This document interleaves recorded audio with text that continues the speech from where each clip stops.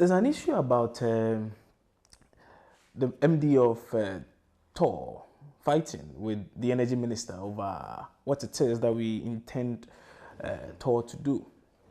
Now, the minister is of the view, of course, he says that's the direction of government, that Tor should be turned into a tank farm. I really don't know what the situation is, but from where you sit, do you see that as the best way to utilize such a resource, Temawe refinery? If Tor was not making money, I wouldn't have a problem. If Tor was just breaking even, I wouldn't have a problem. If Tor was just refining oil and breaking even, not making a loss, not making profit, I won't have a problem. But we Ghanaians have a fixation on ownership, okay, rather than performance. We are happy to own a loss-making refinery.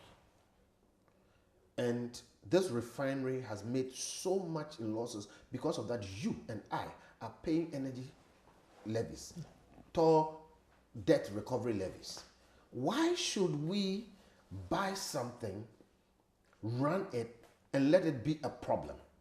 Today, as we speak, and for many years, we've been importing finished products. When you import the finished product, let's say it costs you 10 cedis to import. When Tor refines the product, it costs you 15 cedis. Why should we do that? And now we've gotten to the point where Tor cannot finance its own operations. The government, year after year, keeps pushing money into it, millions of dollars. It gets stolen and wasted. And we have to continue to pay Tor debt levy. Okay? And as we speak, we are importing finished products anyway.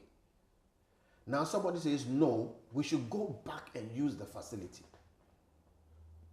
Which is another way of saying we should take money from poor taxpayers.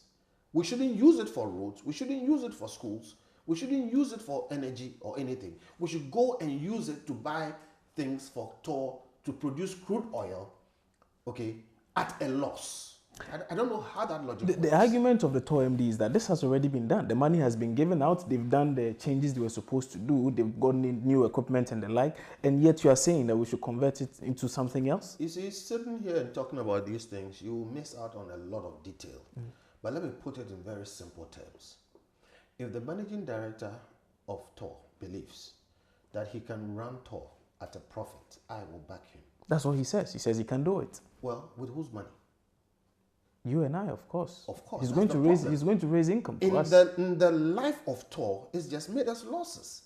Because people come and say, oh, give me money, I'm going to run it. Then they run into a debt. So here's the thing. Other refineries in Holland, in Korea, and other places.